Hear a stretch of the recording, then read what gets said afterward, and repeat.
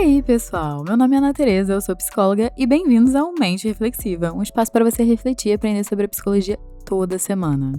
Hoje eu quero falar um pouco sobre pensamentos e o nosso relacionamento com os nossos pensamentos. Não sei se vocês já pararam pra pensar que o dia inteiro a gente pensa um monte de coisa, algumas vezes os nossos pensamentos, na verdade, eles fogem do nosso controle, né? Só que a gente algumas vezes não para pra pensar qual é a relação que a gente tem com a gente mesmo e o que esses pensamentos estão querendo dizer pra gente. E muitas vezes o que esses pensamentos podem estar impedindo a gente de fazer, ou fazendo, enfim, né? O quanto eles controlam a nossa vida no final do dia, né? Só que para trazer essa temática aqui para vocês, eu quero fazer algo diferente hoje, porque eu sempre chego, falo de teoria e tudo mais, e na verdade, dessa vez, gente, eu quero trazer uma metáfora. Uma das formações que eu tenho em abordagens psicológicas, eu na verdade sou formada em uma abordagem psicológica chamada Terapia de Aceitação e Compromisso. E tem um livro que se chama Liberte-se, escrito pelo Russ Harris. Eu vou deixar aqui na descrição do episódio para vocês entrarem lá no link do livro. Eu acho que ele não é mais publicado, mas eu acho que talvez vocês consigam achar coisas sobre ele, eu acho que vocês conseguem comprar ele usado e tudo mais, porque eu acho que ele não tem online. Mas é um livro muito bom para falar sobre essa abordagem que eu tenho psicológica. E a terapia de aceitação e compromisso, ela usa muitas metáforas pra gente explicar conceitos, algumas vezes um pouco complexos, né, dentro da psicologia que a gente trabalha, mas de forma leve. Então eu quero trazer um desses pra você, pra gente começar a pensar sobre qual é o seu relacionamento com os seus pensamentos. Então vamos lá para nossa historinha aqui, para ver se você se identifica. Imagina que você está conduzindo uma embarcação em alto mar. Abaixo do deck, assim, fora do seu campo de visão, tem uma grande horda, assim, um grande conglomerado, assim, de demônios. Todos eles com garras enormes, dentes afiados, assim, como navalhas. Eles fazem um acordo com você. Enquanto você seguir mantendo o barco à deriva, em alto mar, assim, meio sem caminho, eles vão continuar lá embaixo, no deck, sem que você tenha que olhar pra eles. Eles vão continuar meio escondidos, assim. Entretanto, se você, em algum momento, for tentar ir pro litoral com barcos, eles vão subir voando com as suas presas à mostra, ameaçando fazer você em pedacinhos. Como era de se esperar, né? Você não vai gostar muito da situação, então você diz: perdoa, demônios, perdão, foi sem querer. Por favor, volta lá pra baixo. E em seguida você dá meia volta, quando você estava tentando chegar no litoral, e parte novamente em direção ao alto mar, e os demônios, eles desaparecem. Você vai suspirar aliviado, e tudo vai parecer estar tranquilo, por enquanto. O problema é que em algum momento você vai se cansar de ficar à deriva, meio que navegando sem destino, né? Você vai ficar entediado, algumas vezes você pode ficar meio solitário, infeliz, meio ressentido, ou até meio ansioso, né, por estar à deriva. Você vê, assim, todos aqueles outros navios se dirigindo pro litoral e você sabe que é lá que você quer ir. Um dia, então, você vai se encher de coragem, você vai pegar o timão do navio e vai tentar ir pra terra firme mais uma vez. Mas, no momento em que você faz isso, os demônios, eles sobem no deck e começam a te ameaçar de novo em fazer você em pedaços e, de alguma forma, prejudicar você. Mas tem algo interessante nessa história aqui, gente. Embora os demônios, eles consigam te ameaçar, eles nunca vão conseguir causar um mal de fato. Por que não? Porque eles não podem. Tudo que eles podem fazer é rosnar, mostrar as garras, parecer aterrorizantes, assim, fisicamente, mas eles não podem sequer te tocar. O único poder que eles têm é a capacidade de intimidação. Portanto, se você acreditar que realmente eles vão fazer o que eles dizem, o barco será deles. Mas, quando você se dá conta que eles não podem te fazer mal, você tá livre. Você pode levar o barco para onde você bem entender, desde que você esteja disposto a aceitar a presença dos demônios. Tudo que você tem que fazer para chegar em terra firme é deixar eles ficarem por perto, gritar o quanto eles quiserem, continuando firme no timão do navio rumo ao litoral. Os demônios, eles vão urrar, eles vão protestar, eles vão ameaçar, mas eles não vão conseguir te parar, porque eles não podem tocar em você. Tem um outro lado que, se você não quer permitir que os demônios, né, fiquem a bordo do seu barco e você não quer manter eles lá embaixo, né, ficando à deriva, porque a gente já viu que ficar meio à deriva pode causar várias sensações ruins também, difíceis de lidar, é claro que você sempre vai ter a opção de tentar pegar os demônios e atirar um por um no mar. Mas enquanto você estiver ocupado fazendo isso, o barco ele vai ficar meio desgovernado, com risco até de bater em rochas ou virar. Além disso, é uma luta inglória, assim. É uma luta infinita, porque os demônios, eles sempre vão reaparecendo, assim, no seu deck. Só que aí você pode estar ouvindo toda essa história que eu tô te contando e pensando: não, isso aqui é horrível, eu não quero viver com demônios à minha volta, eu não quero ter que lidar com isso. Bem, eu sinto ser a portadora de más notícias, porém você já vive com seus pensamentos, seus sentimentos, suas lembranças, seus anseios e suas sensações. São demônios que vão continuar aparecendo sempre que você começar a levar a sua vida na direção que você deseja. E o porquê, gente, tá na evolução do nosso cérebro e da nossa mente.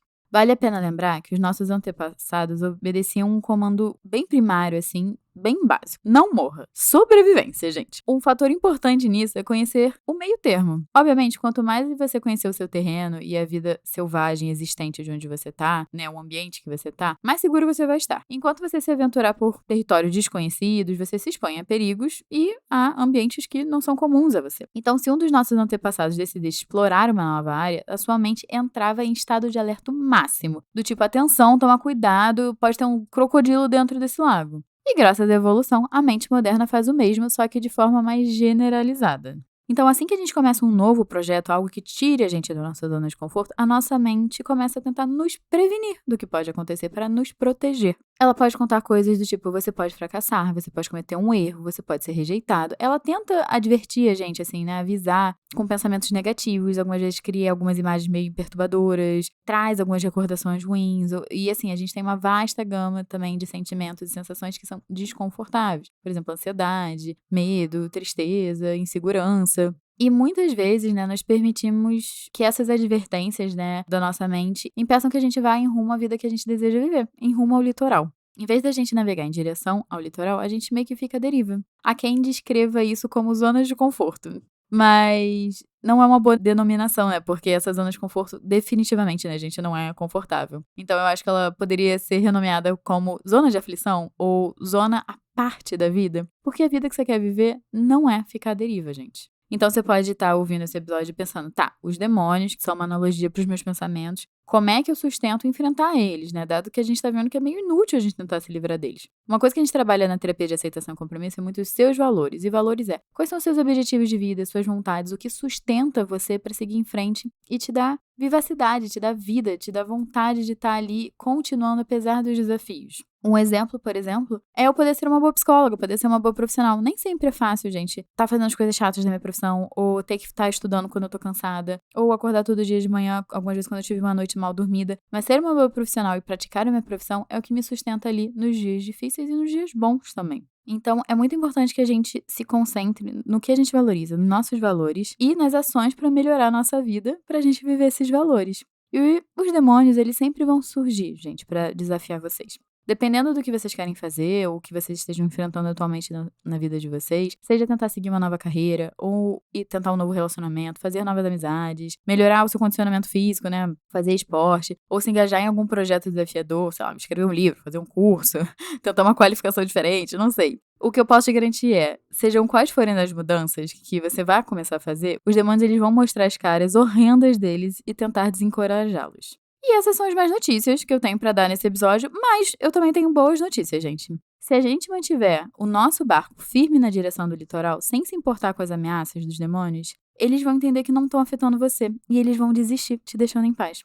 E depois, os demônios que decidirem permanecer ali no deck, né, eles vão acabar se acostumando depois de um tempo. E com você também se acostumando com os demônios, você também vai conseguir cada vez mais observá-los sem se angustiar com eles. E você vai ver que, na verdade, talvez eles não são tão assustadores assim. Você vai descobrir que eles talvez podiam até estar usando alguns efeitos especiais para parecer maiores do que na realidade. É claro que eles vão continuar horrorosos e eles não vão virar coelhinhos fofinhos, mas você vai achá-los eles bem menos assustadores. E você, assim, sendo um pouco audaciosa, talvez você pode até virar amigo de alguns deles. O que isso quer dizer, gente? Que os nossos pensamentos, eles talvez não sejam tão assustadores quanto a gente acha. E quando a gente começa a aprender a conviver com eles, não fugir deles ou não deixar eles mandarem e desmandarem na gente, a gente também vai conseguir, na nossa navegação, descobrir que todo aquele mar e todo aquele céu, aquele sol batendo no seu rosto, a brisa do mar nos cabelos, assim. Sem contar que você pode acabar vendo golfinhos, baleias, gaivotas, pinguins, sei lá, peixes voadores. Quem sabe você talvez até encontre algumas sereias. Mas o que eu tô te dizendo é, quando você para de trazer o foco da sua vida pros seus pensamentos, você também sobra mais espaço mental e mais tempo pra você também ver o que tá acontecendo à sua volta. E olha, tanta coisa legal que pode estar acontecendo que você tá só focando no que a sua mente tá te contando pra te proteger, que as coisas vão dar errado. Então, para terminar esse episódio, eu quero deixar algumas perguntas que no livro eles deixam diante dessa metáfora para vocês serem reflexivos daqui hoje. De que outro modo você agiria caso seus pensamentos e sentimentos, que são dolorosos, são difíceis, não fossem mais um obstáculo na sua vida? Gente, isso daí eu achei babado, eu achei bem legal. Que projetos e atividades você começaria ou continuaria se o seu tempo e energia não fossem consumidos por as suas emoções e pensamentos? O que você faria se o medo deixasse de ser um problema na sua vida? Isso é uma pergunta também, gente, importantíssima. Reflitam. O que você tentaria fazer se o medo do fracasso não te detivesse? Gostaram das perguntas?